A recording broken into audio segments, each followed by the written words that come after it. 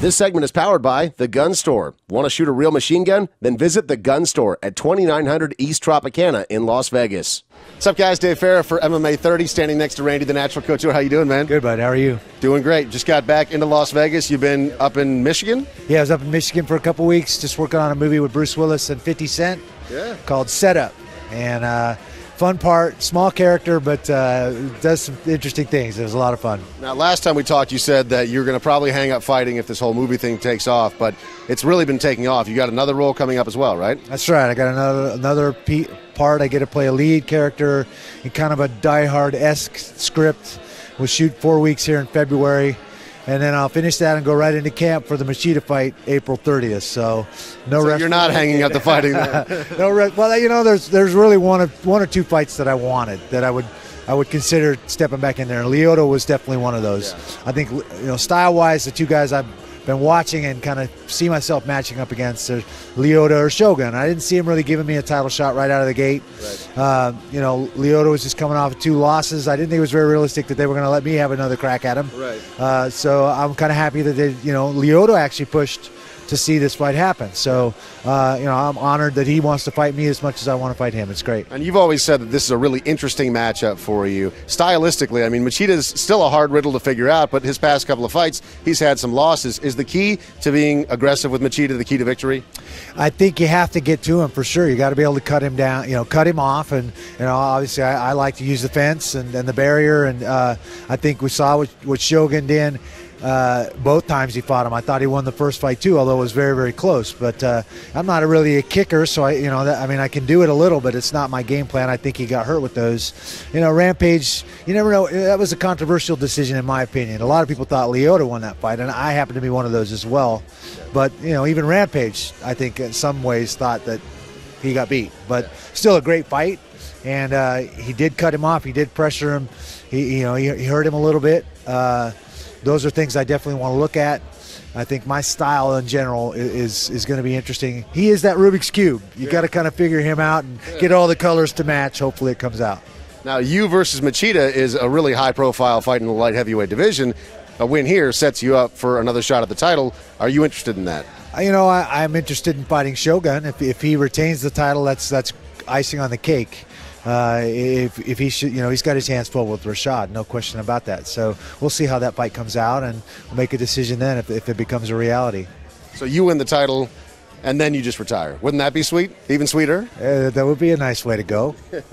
On top. Yeah. So let's talk about Gray Maynard, because I had actually Matt Brown from Heavy.com speculated that the deal between you and Dana was made to come back for the Machida fight at the same time that the decision was being made whether or not Gray was going to get the immediate rematch. He thought maybe there's some coercion there. Any truth to it?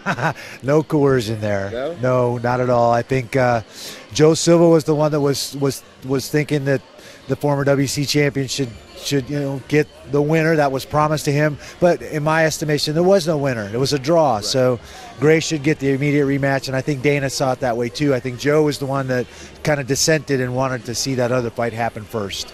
So I think, obviously we're happy that Dana saw it that way, and ultimately it's his call. So Gray's going to get the rematch, and I keep forgetting his name, but is it Pettis? Yeah. He's going to have to wait. So now we saw you get pretty vocal with Gray in his corner that night, saying, "Stop effing headhunting. What are you doing?" Yeah. Your thoughts on the way that Gray fought that fight after 5 rounds were in the books? Well, a few people commented because it's unusual for me to drop F-bombs, and I got a little excited, and I thought Gray needed to get a little excited after he had him hurt and then kind of dropped the second round and let him back in the fight. I thought Gray needed to wake up. Yeah. And I don't usually get that aggressive, but I thought that's what needed to happen at that moment. Gray needed to know what was going on. He needed to step it up. He needed to quit trying to rip his head off and just go back to touching him, because every time he touched him, it hurt him instead of trying to hurt him. Right. And that was the point. I think Gray got it, but I think, there were a lot of things going on there. They cut us a little short on the warm-up. They told us 9:15, and then at 5 minutes to 9, they're coming in to get us. Yeah. And Gray didn't get a full warm-up, and then he went from 0 to 100 in the first round, and I think he felt that. He said after the fight, my legs were gone. I mean, you look at the shots. You've seen Gray shoot before, and those shots were not characteristic of Gray Maynard and his wrestling. He was reaching. He didn't have his feet under him, and you're not going to take a guy down like Frankie Edgar with shots like that. Right. So even though I think those are key points in a match, if one of those guys gets a takedown in the 5th round, it is no doubt that he won that round probably, because not a whole lot else happened.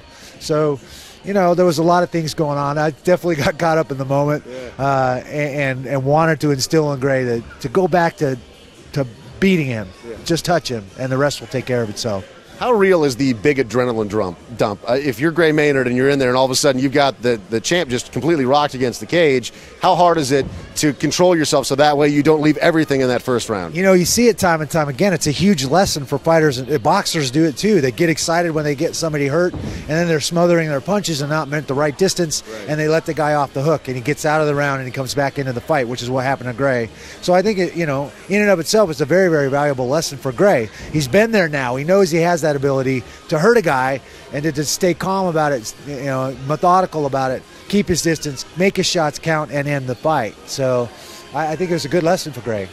Are you confident that by the end of this year, Gray Maynard will be the UFC lightweight champion? I was never more confident going into this fight, and I'm still very, very confident of that. I don't see it going any other way. Frankie Edgar is a tough cat, obviously.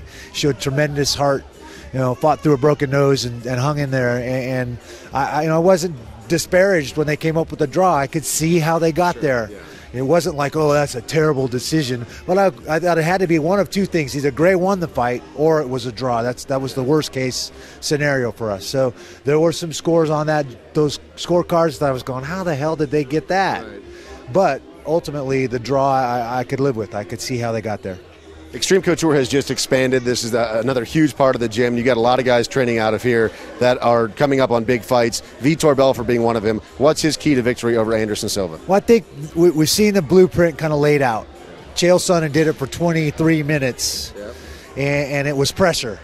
No respect. Went out there, walked through him, hit him first, stayed on him, took him down when he could, punched him when he had to. It was pressure, absolute pressure, and I think that's not typically Vitor's style. But we're working on that. He's got amazing striking that he can lend to that style of fight.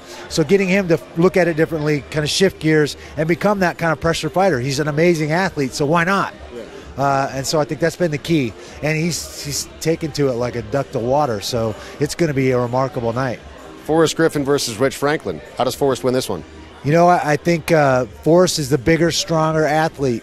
But all the other things in this fight are pretty even, which makes for a hell of a match. Rich Franklin is a very smart, very well-prepared fighter. He's very well-rounded. People underestimate parts of his game.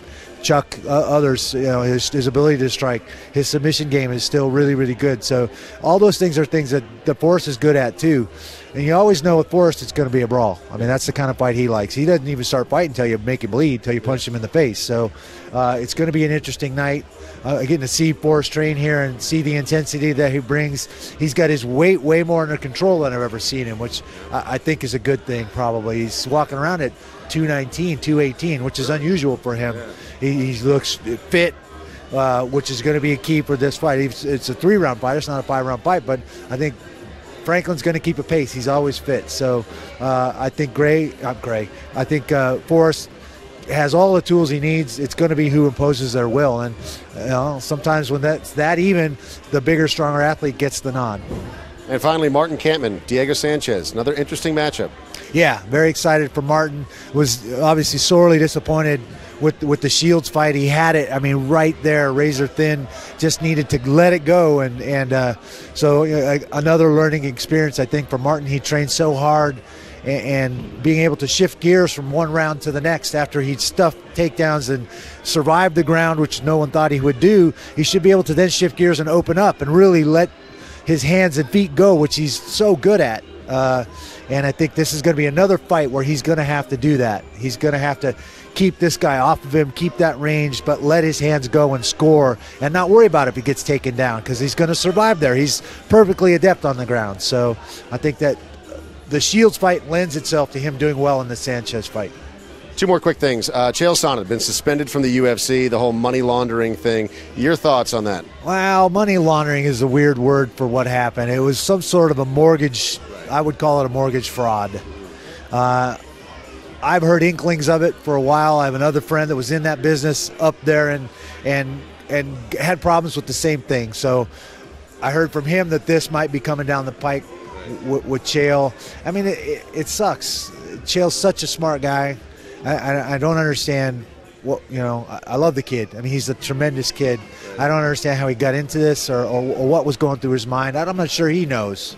So it sucks. It's real unfortunate, and I think we're losing a tremendous talent at his prime right now. So I'm hoping that it all kind of goes over and he can kind of reestablish himself, and we'll see him come back.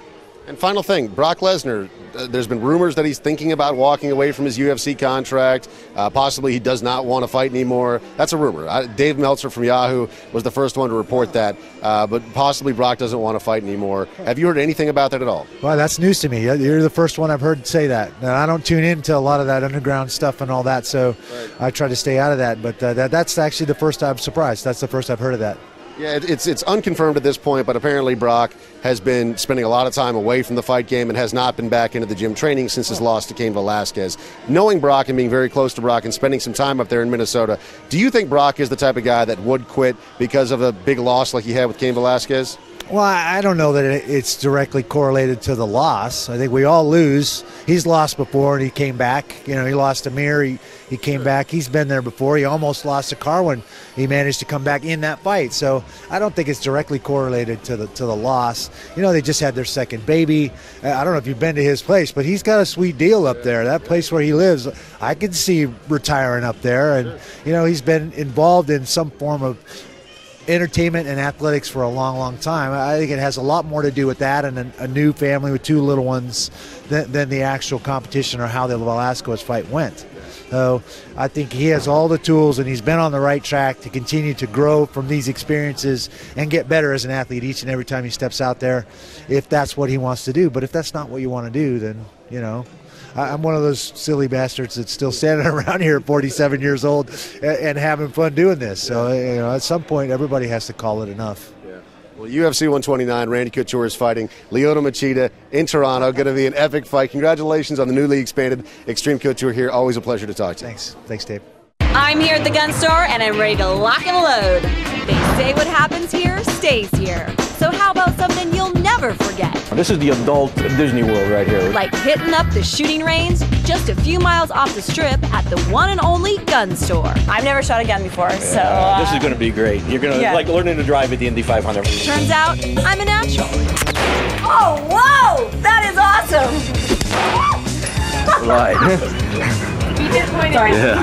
Machine guns, rifles, Glock, no weapon off limits. This is probably one of the very few places in the world you can shoot one of these without having someone shoot back at you. Never shot a gun before?